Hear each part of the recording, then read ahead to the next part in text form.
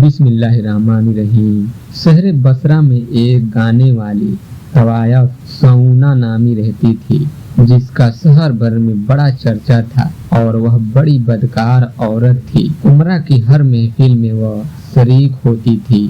एक दिन वह अपनी लौंडियों के हमरा यानी साथ कहीं जा रही थी कि रास्ते में एक मुकाम से उसे बहुत से लोगों के रोने की आवाज आई। सऊना हैरान हुई और समझी कि शायद कोई मातम हो गया है। फिर तहकीके हाल के लिए उस मुकाम पर पहुंची।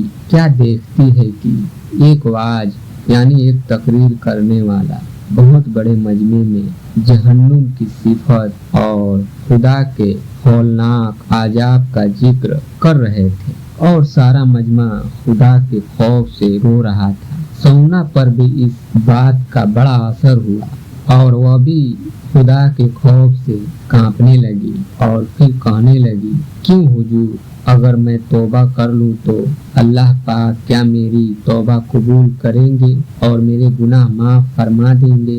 वह बोले, हाँ। सऊना ने कहा, मगर मेरे गुनाह बेशुमार हैं और मैं बड़ी बदकार हूँ। वाज करने वाले यानी तकरीर करने वाले ने कहा, तुम हो। खुदा की कसम, अगर सऊना भी तौबा करे तो खुदा उसे भी माफ फरमा देगा।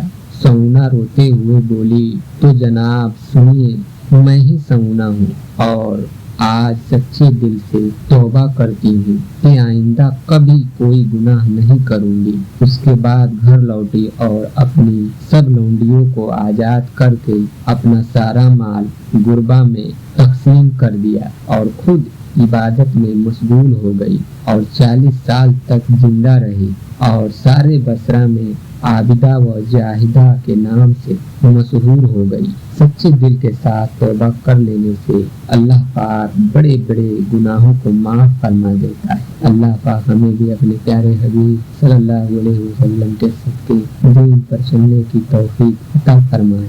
आमीन सुम्मा आमीन।